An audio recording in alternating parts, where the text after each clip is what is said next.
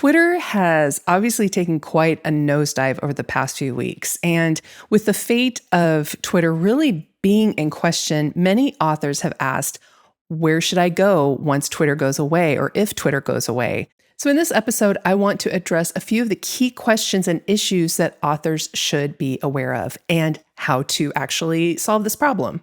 My name is Jenn Hanson-dePaula, and I'm the co-founder of Mixtus Media, and the purpose of this channel is to empower and educate authors with the best book marketing, social media, and newsletter information available.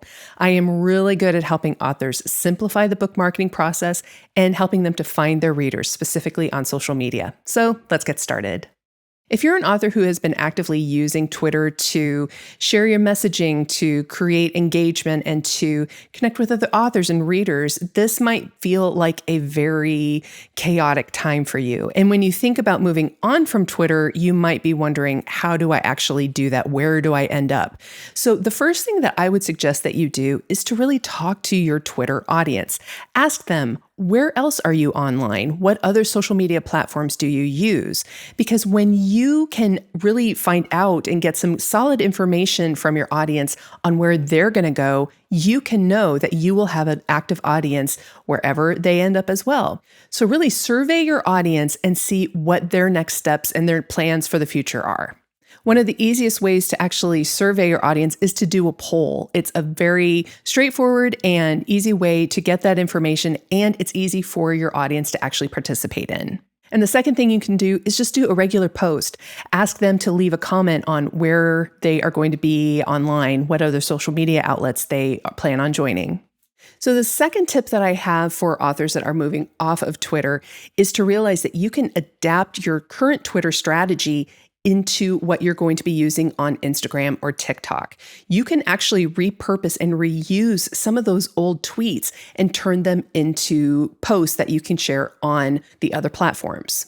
And that actually leads into the third tip, because many authors that I have seen leaving comments on Twitter talking about how they don't have beautiful photos, or they don't want to take the time to have this elaborate spread where they have images of books and they don't necessarily want to be on camera.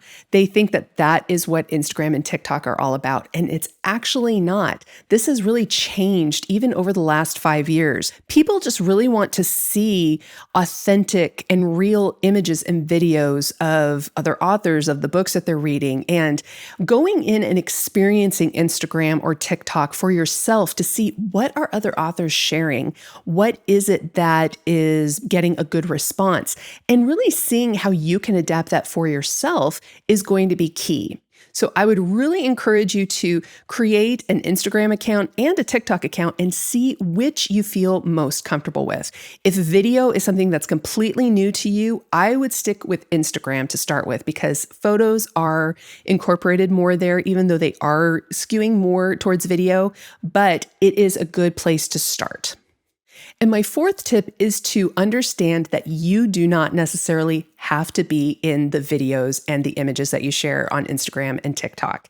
This is something that I hear from authors all the time. I know that many authors favor Twitter because it's written. You're writers. Writing comes very naturally, and you don't necessarily want to be in pictures or in videos.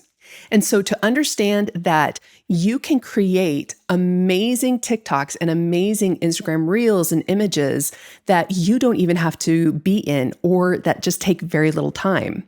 In fact, I have a resource that was created specifically for this. We've created a Reels and TikTok template that you can use to create beautiful Reels and TikToks very, very easily through Canva. So if you'd like to check out those templates and see how you can make them work for you, you can click the link below.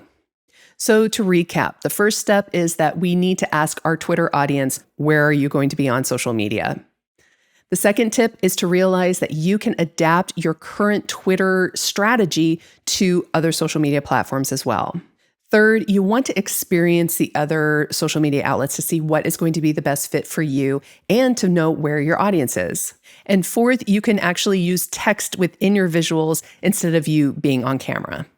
So what's happening on Twitter is a good reminder that we do not own our social media connections, and we don't want to always put all of our eggs in one basket. And we also need to focus on growing our newsletter list. We always want to be driving our connections from social media to sign up for our newsletter. So this is just another great reminder that we need to keep that in mind as well.